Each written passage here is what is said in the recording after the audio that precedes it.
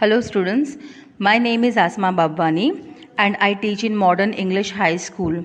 Today I am going to explain you grade 7 Social Science chapter 8 Delhi during the medieval period. Let's start the chapter. Bhagwati Bain went on a tour of North India. She was interested in history and so she noted down information about the rulers of Delhi in her diary. This tour diary was read out in the classroom. What was read out is as below. Slave Ghulam dynasty. The Delhi Sultanate was founded in the beginning of the 13th century, 1206 CE. After the death of Ghori, one of his loyal slaves became the commander and established control over the throne of Delhi. Thus, the slave dynasty started ruling over Delhi. Though he faced many difficulties in establishing his power in India, he managed to provide a stable administration. He had started the construction of a minar. His son in law Iltutmish, who succeeded him, completed the construction of that minar. This minar, which came to be known as the famous Qutub Minar, is shown in the picture 8.1. The architectural style in which Qutub Minar was constructed is a mixture of both Hindu and Muslim styles. This place was the capital during the Sultanate age. Students, Ghulam dynasty was established by Qutbuddin Aibak in the beginning of the 13th century, that is in 1206 CE. After the death of Shahabuddin Ghori, his loyal commander and slave, Qutbuddin Aibak took the control of Delhi in his hands. By becoming the king of Delhi, Qutbuddin Aibak established Ghulam dynasty in India. Qutbuddin Aibak faced great difficulty in establishing his power in Delhi. However, with time, he became a successful ruler. He constructed a huge, grand and artistic pillar in Delhi. He named it Qutub Minar after his name.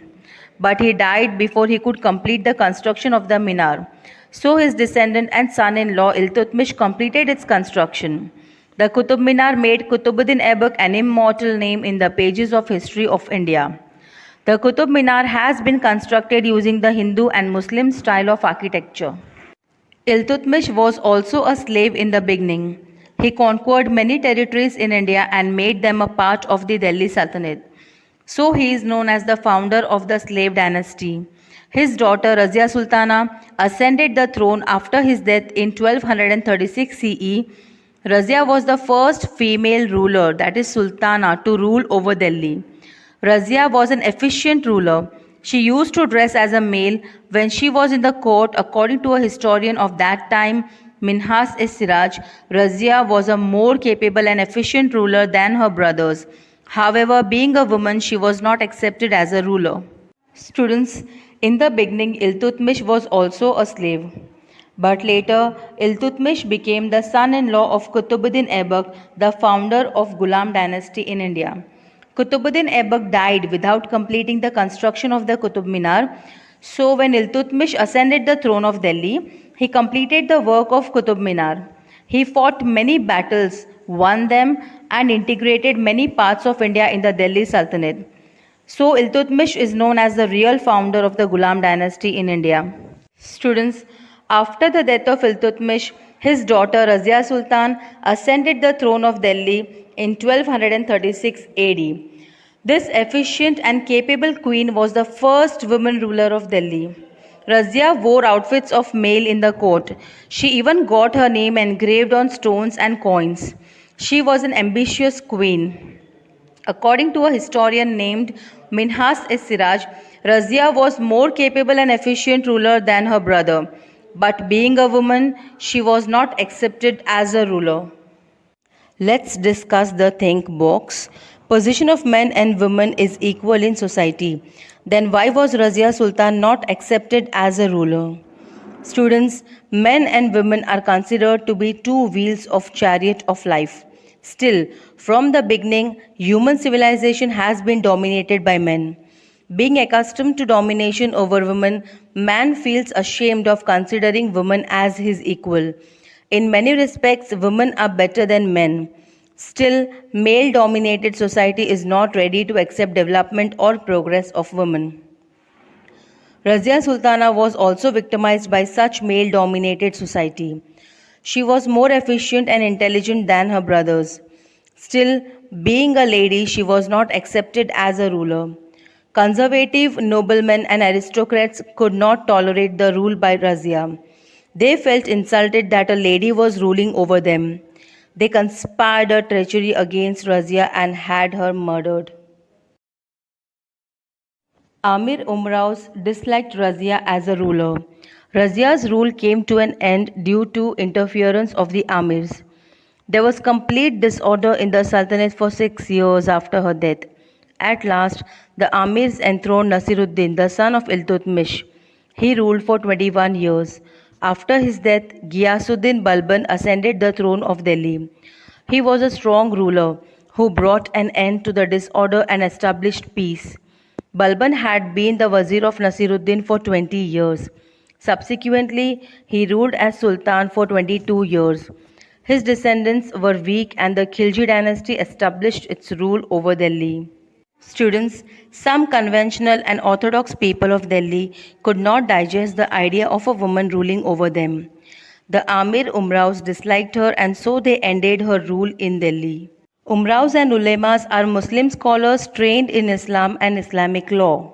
Thus, a powerful and efficient queen became the victim of the male dominated society. For a period of 6 years after her death, there was a complete disorder in Delhi. 6 years later, again the Amirs enthroned Nasiruddin, the son of Iltutmish, as the king of Delhi. Nasiruddin ruled for 21 years. After him, his wazir Ghiyasuddin Balban became the king. Ghiyasuddin brought an end to the disturbance and mismanagement in Delhi. He ruled successfully for 22 years. His descendants were not powerful enough. They could not fight the Khiljis, and hence Khilji dynasty established its rule over Delhi. Things to know. Razia Sultana inscribed on stones and coins that she was Iltutmish's daughter. The Kakatiya dynasty used to rule over Warangal in present Andhra Pradesh. The attitude of Queen Rudramadevi 1259 to 1289 CE, a ruler of this dynasty, was exactly the opposite to that of Razia Sultana. In her inscriptions, she engraved her name like a man. Similarly, there was a Queen Dida who once ruled over Kashmir. She was affectionately called Didi by her subjects. Khilji dynasty. Within 4 years of Balban's death, the Khilji dynasty established its rule over Delhi. The Turk community who belonged to Khilji in Afghanistan was known as Khiljis. Jalaluddin Khilji brought an end to the slave dynasty and in its place founded the Khilji dynasty. In 1296 CE, Alauddin Khilji, who was both his nephew and son-in-law, overthrew Jalaluddin and became the ruler of Delhi. He was very ambitious. He controlled the interference of ulemas and umraus in the state administration. Alauddin Khilji framed strict laws to control prices. The famous poet Amir Khusro, whose works are well known, adorned his court. There was complete disorder in the kingdom after his death, and the Tughlaq dynasty established its power, replacing the Khilji dynasty. Students, Ghulam dynasty ended with the death of Ghiyasuddin Balban. So, after 4 years, Khilji dynasty established its power in Delhi. Khiljis are people of the Turk community. They came from Khilji region of Afghanistan. Jalaluddin Khilji brought an end to the Ghulam dynasty and he founded the Khilji dynasty in India. Alauddin Khilji was the nephew and son-in-law of Jalaluddin Khilji. In 1296 AD, he snatched away Delhi from Jalaluddin and became the ruler of Delhi. And he was very ambitious. He worked for the welfare of his subjects. He framed strict policies to control prices of goods during his region. He also controlled the interference of umraus and ulemas in the administration of his kingdom. Alauddin Khilji was the first ruler to attack South India. He carried lots of wealth from Devgiri to his capital Delhi. The famous poet Amir Khusro was a gem in the court of Alauddin. Alauddin's kingdom was totally distorted after his death. The Tughlaqs took advantage of this and established their dynasty in Delhi. The Khilji dynasty ended with the death of Alauddin Khilji.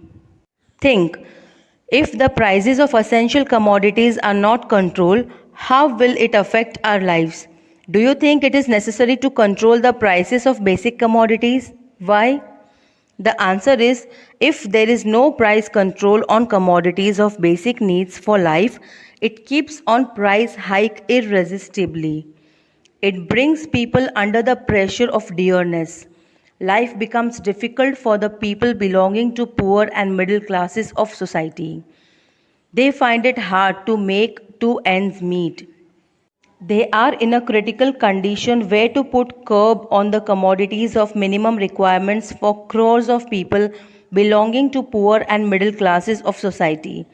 Dearness is also responsible for clashes in the family, unrest, peacelessness in society, and for suicidal incidents or cases. Then, of course, students, I feel that there should be price control, because if there is price control over commodities of basic requirements, price keep under control and people can avail commodities easily and affordably at controlled prices. People are less worried, they get rid of the crisis of dearness. The Tughlaq dynasty. Ghiyasuddin Tughlaq founded the Tughlaq dynasty within 4 years after the death of Alauddin Khilji. Dak Chowki, the postal services, was started in his time. The letters were carried by horse riders. Postmen were referred to as Halkaro at that time. Refer to Saurashtrani Rasdar to know more about Halkaro.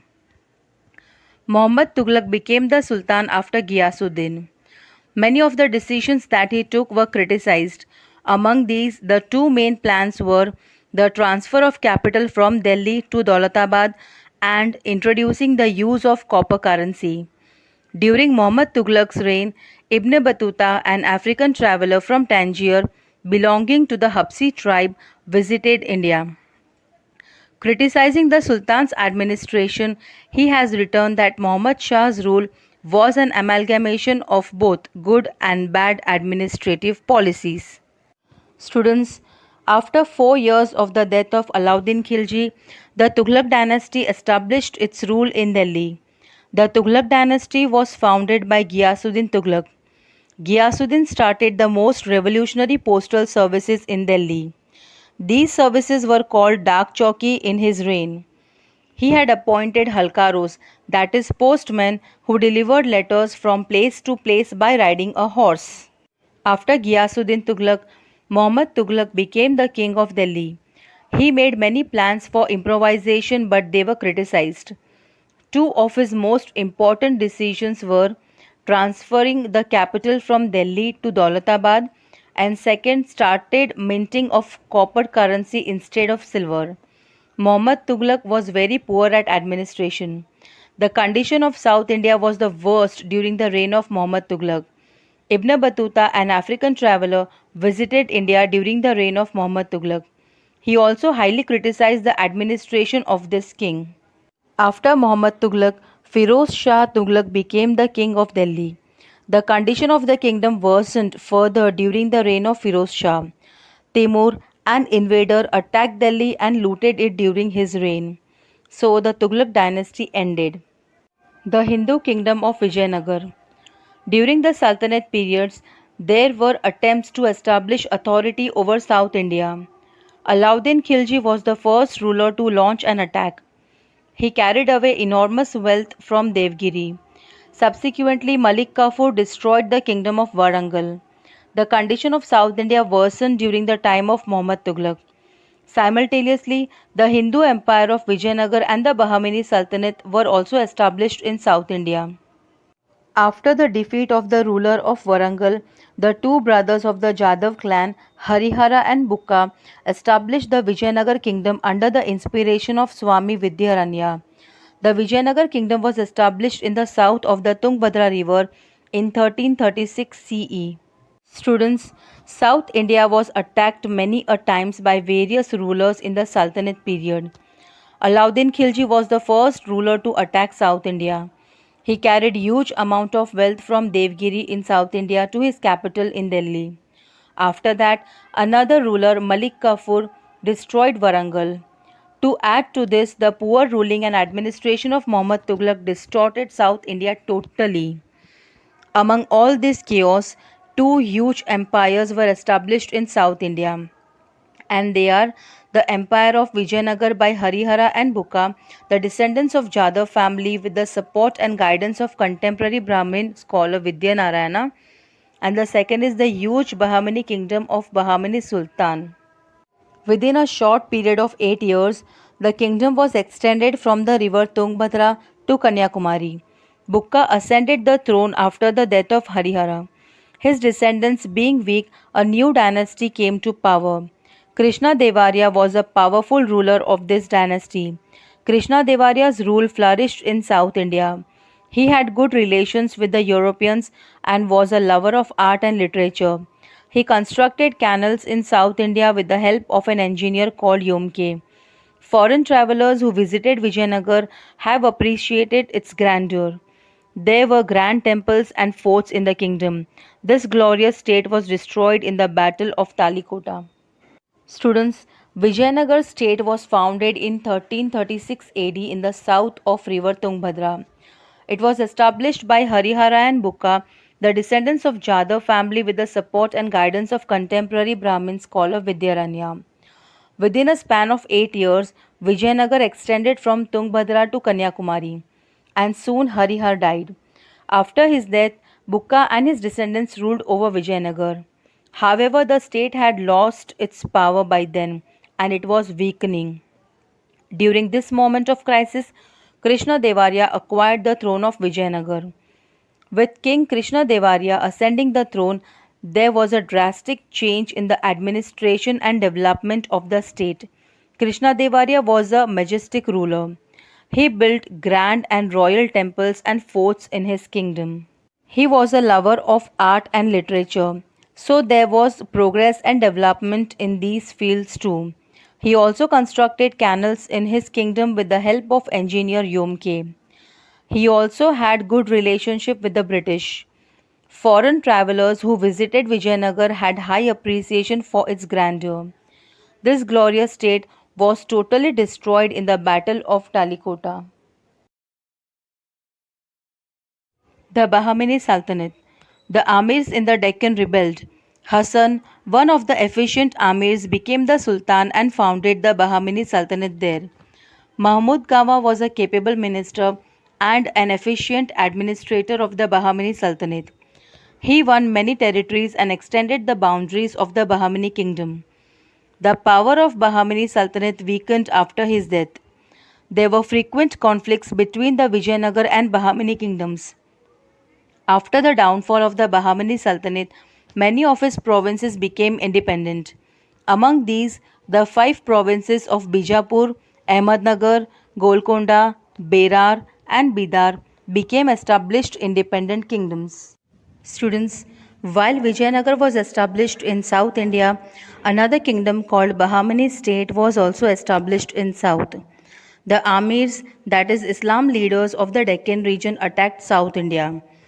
One of the efficient leaders of these Amirs, Hassan, became the Sultan and established the Bahmani dynasty in India. He named his state as Bahmani Sultanate. There was a capable minister called Mahmud Gawa in his state. He was a very efficient administrator and fought many battles and won many states. He played an important role in expanding the Bahmani Sultanate. After his death, the power of Bahmani state weakened. There were constant wars between Vijayanagar and Bahmani. Bahmani state could not withstand this. The state weakened and many of its provinces disintegrated. Five new states, namely Bijapur, Ahmednagar, Golconda, Varad, and Bidar, were formed from Bahmani. These states were declared independent, and this marked the fall of the Bahmani dynasty. Think, why is Vijayanagar considered as an empire? In 1336 AD, two brothers named Harihar and Bukka founded the state of Vijayanagar in the southern bank of the river Tungabhadra. In the short period of just 8 years, the state of Vijayanagar got expanded up to Kanyakumari. Therefore, the state of Vijayanagar was considered as a big state, that is known as Maharajya or an empire. End of Delhi Sultanate. Firoz Shah Tughlaq ascended the throne after Muhammad Tughlaq. However, from that time onwards, the Delhi Sultanate began to weaken. The reign of the Tughlaq dynasty also witnessed the invasion and plunder of Delhi by Timur. The governor of Lahore, Khijra Khan, took advantage of the chaos and established the Sayyid dynasty in Delhi. The authority of these sultans was limited to the region around Delhi. In 1451 CE, an Afghan leader, that is Sardar Bahlol, established the rule of the Lodhi dynasty in Delhi. His son Sikandar Lodhi ascended the throne after this. Though Sikandar Lodhi had the qualities of a good ruler, he lacked religious tolerance. A struggle for the throne began after his death, in which Ibrahim Lodhi defeated his elder brother and became the ruler of Delhi. The Amirs were not happy because of his arrogant attitude. There was rebellion in the kingdom against his rule. Babur, the emperor of Kabul, invaded Delhi at this time. He defeated Ibrahim Lodhi in the Battle of Panipat in 1526 CE and founded the Mughal Empire, which lasted for approximately 200 years. Students, after the Rajput rule ended in Delhi, there were people across the world who were constantly keeping an eye on the throne of Delhi. Each one wanted to rule over India. The throne of Delhi was stained with bloodshed. Let me give you a brief idea of the dynasties who ruled over Delhi. First of all, the Ghulam dynasty ruled over Delhi. Later, the Khiljis ascended the throne. After Khiljis, the Tughlaqs came to the rule. After Muhammad Tughlaq, Firoz Shah Tughlaq became the king. Firoz Shah was a weak ruler. The condition of Delhi weakened during his reign. Timur, an invader, attacked Delhi and looted it. This created disorder and chaos in Delhi.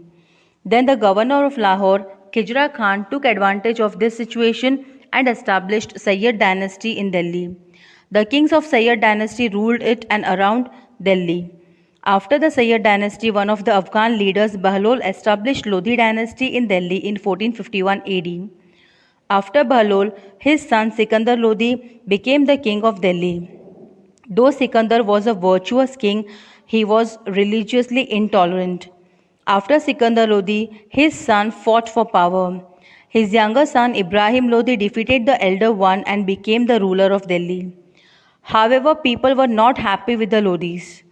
During the reign of Lodhi dynasty, the emperor of Kabul called Babur also attacked Delhi to establish his rule.